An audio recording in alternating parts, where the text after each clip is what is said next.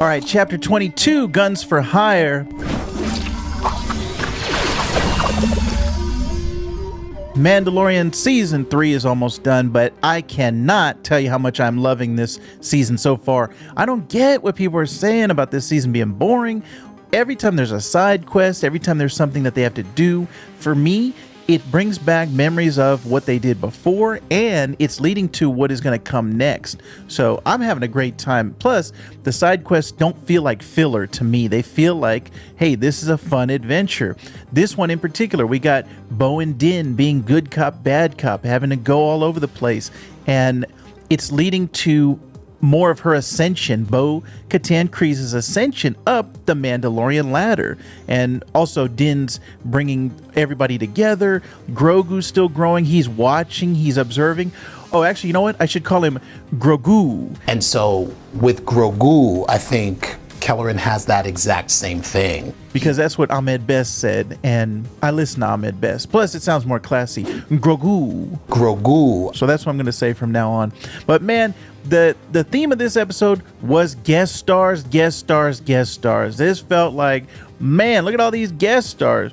From Jack Black to Lizzo to Doc Brown. All of these people, I just couldn't believe my eyes as I was seeing more and more famous people. I loved it. I thought everybody was perfectly cast. Everybody fit their roles and fit their parts.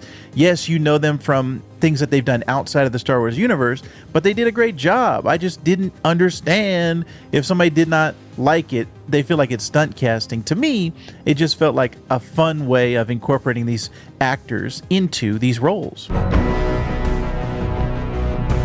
So let's get right into the episode. The cold open of this episode saw the other group of Mandos, the former Bo-Katan Fleet, out here being guns for hire, taking everything mercenary style. If whoever pays them the most credits, they're gonna take them in and hunt anybody. And this is what we usually found in the traditional sense of Mandalorians, the Boba Fetts, if you will, the Jango Fetts, if you will, all of them, the classic Mandos. So Axe Wolves and his group out here in Star Destroyers, Imperial ships, taking no prisoners. I thought that was great. And then you saw them later on this planet Plazir 15, which Jack Black and Lizzo, a married couple in the Star Wars universe, are ruling over. But it was funny because all of their planet is run by droids because people are too lazy and they don't want to do any work. So they've got all the droids doing everything. The senators voted against any interruption in droid services. They can't live without it. It's kind of like a paradise, if you will, but there's something sinister underneath because all the droids are starting to malfunction and starting to do things that we don't want them to do in droid land. The little city was great as they got into the mystery, and it was kind of like a Logan's Run, Blade Runner-ish city, and I thought it was a lot of fun. There was a chase that happens with some battle droids. You had me at Battle Droids. I loved it. They had Matt Wood playing the voice of the Battle Droids, as always. That's always my favorite part. Oh, this is a restricted area. We had a lot of vibes in this movie, or in this show, I should say. We had a lot of reminiscing.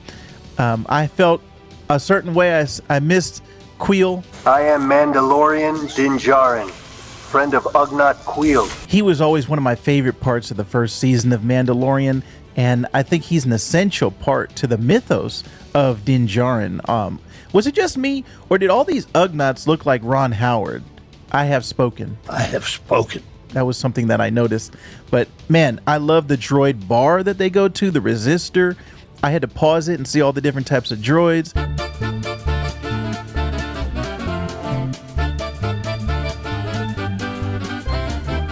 Captain Rex from Star Tours, C-3PO, of course the battle droids, R2-D2, looking all kind of astromechs in this droid bar. That was great. I had a great time seeing all of that. But the mystery of the whole episode, it comes down to Doc Brown himself, Commissioner Hellgate, turns out to be a separatist supporter. Count Dooku was his hero, and he was behind this plot of the Nepenthe and the subparticles taking over, reprogramming all the droids. All of that stuff was funny. There was a great little Star Wars bit in there. If that isn't the quack-to calling the Stifling slimy. We've seen that before. We love that. If that's not the quack to calling the Stifling slimy. I gotta say, Jack Black did a great job, and today we might have to call April 5th Jack Black Day, because not only was he in this episode of Mando, but he's also Bowser in the Super Mario Brothers movie, which I did see as well, and I enjoyed. But Jack Black perfectly cast in both things today that it came out with. So shout out Jack Black. You did a great job today. April 5th is going to be Jack Black Day. And then finally, the ending of this episode, nice little duel between Bo and Axe, trying to see who's going to take over for the Mandalorians, who's going to lead this group of Mandos. But as we saw in the last episode, Bo is the one who needs to unite everybody for Mandalore, and it was either going to be the Darksaber or it was going to be the Mythosaur. I was calling it. I said we're going to see her riding that Mythosaur, but kind of surprised me, because we got the Darksaber in this episode. So she's holding the Darksaber. Din gave it willingly to her, and I thought it was a great kind of callback to earlier this season when she rescued Din. Oh, this is the way. This is the way that we're going to get the saber handed over to her, and they don't have to duel. Mama Mando and Papa Mando don't have to fight each other. Like I said, I'm shipping Bo and Din. Are you? Leave a comment down below. But I thought it was a great unifying speech that she gave after she got the Darksaber. We said, this is the way. This is the way. She's going to lead us to the promised land. Maybe she's going to be riding the Mythosaur and swinging the Darksaber. Maybe we're going to get both. This season, I'm just having a great time. Another great episode directed by Bryce Dallas Howard. A favorite director on Mando. She's one of the best. Written by Favreau. I think he's just taken this mythology and run with it. Doing a great job. I had very few qualms with this episode. I saw a lot of backlash online just from the guest stars. Worst episode ever. Hey, it wasn't that bad, okay? It was a good episode. It wasn't the best episode, but as far as side quests go, it kept me interested. It kept me going. And in the background, we're leading to the Moff Gideon confrontation. I think we've got 2 episodes left.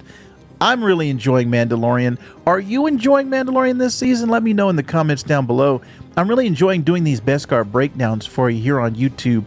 I love when you step into the Vactorverse, so thank you very much. This is the way. This is the way.